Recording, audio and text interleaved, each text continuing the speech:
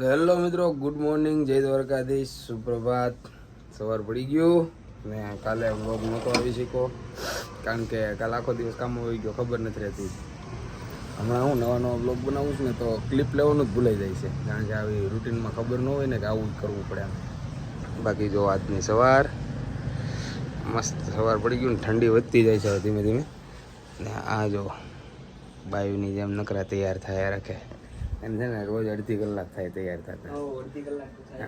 College જવાનું હોય ને તો આમ છોકરીઓ કેટલી તૈયાર થાય એની જેમ તૈયાર થાય. આપણે છોકરાઓને કેમ 5 મિનિટમાં રેડી થવાનું, એની જેમ નહીં, એને છે ને 5 મિનિટમાં કાંઈ ન થાય. અને નાસ્તો વાસ્તો બની ગયો છે, હાલો નાસ્તો કરી લઈને પછી જઈ ઓફિસે. તો મિત્રો નાસ્તો કરવા બેસી ગયો ને નાસ્તામાં શું બનાવ્યું છે મમ્મી આજે?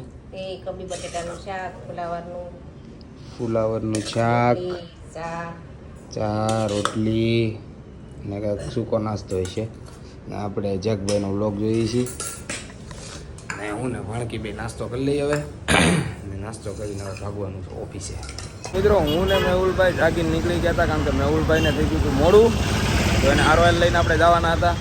ને અમે મેરડીમાં દર્શન કરવા આવ્યા છીએ, મસ્ત દર્શન કરી લઈ.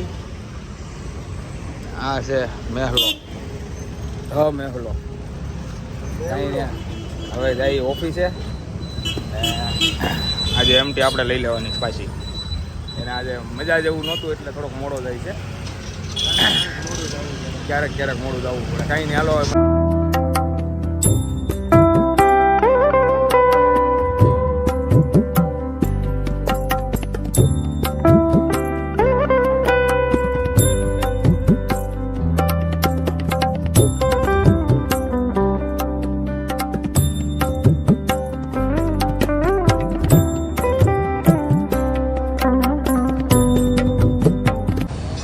મેહુલભાઈની ઓફિસે પહોંચી ગયા ને હવે એની જેલ તરફ પ્રસ્થાન કરે છે.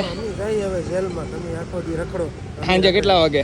સાંજે આપણો ટાઈમ જ છે હરોયનો 7 વાગ્યાનો. કંઈ નહીં, હવે 7 વાગે આને લેવા આવી જાઉં ને, અને બાય બાય કહી દઈએ, બાય બાય. કંઈ નહીં, હવે જઈએ આપણે ઓફિસે. તો મિત્રો બપોરના વાગી ગયા છે 1:45 ને નાની નાની ભૂખ લાગી ગઈ હતી તો ભાવેશભાઈ આવ્યા, એની યાર આપણે પડીકા મગાવ્યા હતા. પડીકા ખાઈ લઈ પછી બહાર જવાનું થોડું કામ છે તો બહારનું કામ પતાવ્યો. ને અમારે ભાઈબંધ આવી ગયો પાછો, આટો મારવા ગયો તો બારી. સારું ચાલો તો હવે ખાઈ લઈએ. તો મિત્રો અમે ત્રણેય ભાઈબંધો પાછા એક નાનકડા એવા કામથી ઓફિસેથી નીકળી ગયા ને એ કામ પતાવીને હવે પછી સીધું ઘરે જ જવાનું થાય ને મેહુલભાઈને લેવા જવાનું થાય. સોરી, મેહુલભાઈને લઈને પછી આપણે ઘરે જવું ને અત્યારે તો જો મસ્ત નીકળી ગયા છીએ.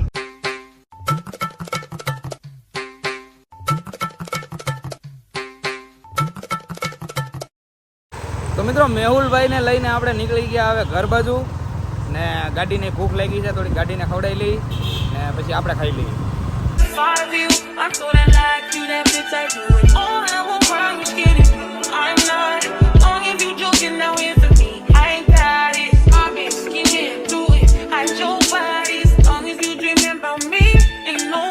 તો મિત્રો હું ને મેહુલભાઈ ગાડીને ખવડાવવા આવી ગયા હતા.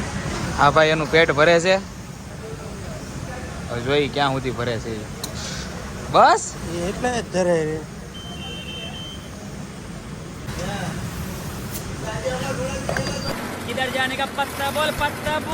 તો મિત્રો મેહુલભાઈને ઘરે ઉતારીને આપણે નીચેથી ઉપર આવી ગયા ઘરે. ને ઘરે આવ્યો ને તો પ્રોગ્રામ ચાલુ છે, આખા કાંદાની શાક બને છે. એ પાછા અમારા બાપા બનાવે છે એટલે નક્કી આજ કંઈક અલગ ટેસ્ટ આવવાનો છે. નહીં ઓકે, એને બધું બનાવતા આવડે, મારી જેમ છે ઓલરાઉન્ડર. એટલે હવે જોઈ શાક બાક બની જાય પછી ચાખીએ કેવું બને છે. ક્યાં પહોંચ્યું તમારું કામકાજ? હે, કામકાજ ક્યાં પહોંચ્યું છે? વઘાર થાય છે. તમને આ બધું કોણે શીખવાડ્યું છે? યુટ્યુબમાંથી શીખ્યો હતો. યુટ્યુબમાંથી? મને યુટ્યુબમાંથી નથી મળ્યું, મને તો તમને બધાને જોઈને આવડી ગયું. બાકી આપણા હાથની રસોઈ એમ થયો મિત્રો, આપણા ભાઈબંધોએ બધાએ ખાધેલી છે. આજો સુગંધ લેવા પોગી ગયો. તું શાળા કરતો ને નકા કાજુ નહીં, સ્વાદ ફરશે ને તો તારું નામ આવશે, પછી કહેતો નહીં.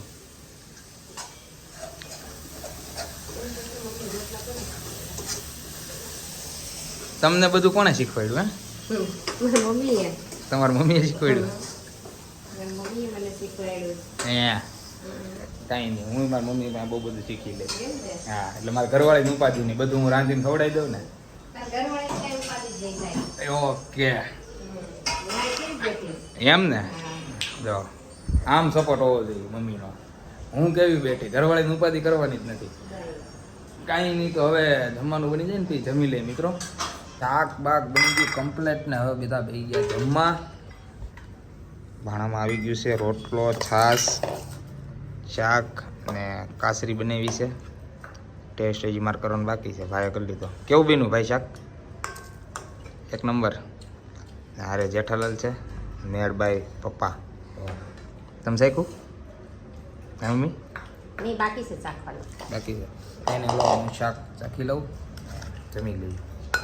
તો મિત્રો જમીને નીચે બેસવા આવી ગયા ને મેહુલભાઈ ને ભાણકીભાઈ બેઠા છે ને હવે ફોન ઘૂમડીએ થોડીક વાર ને ટાઈમ પાસ કરીએ ને વ્લોગનો એન્ડ કરી દઈએ, પછી એડિટિંગ બેડિટિંગ કરવાનું છે ને વ્લોગનો એન્ડ કરીએ. તો આશા છે કે આજનો વ્લોગ તમને ગમ્યો હોય છે. ગમ્યો હોય તો યાર લાઈક, કોમેન્ટ, શેર, સબસ્ક્રાઈબ કરવાનું ભૂલતા નહીં. મળીએ પછી કાલે નવા વ્લોગમાં. ત્યાં સુધી બધાને જય માતાજી, બાય બાય. અને તમે સબસ્ક્રાઈબ કેમ નથી કરતા? સબસ્ક્રાઈબ કરતા જાઓ નહીં, થોડોક સપોર્ટ કરો એટલે આગળ વધી જઈએ. Okay, bye bye.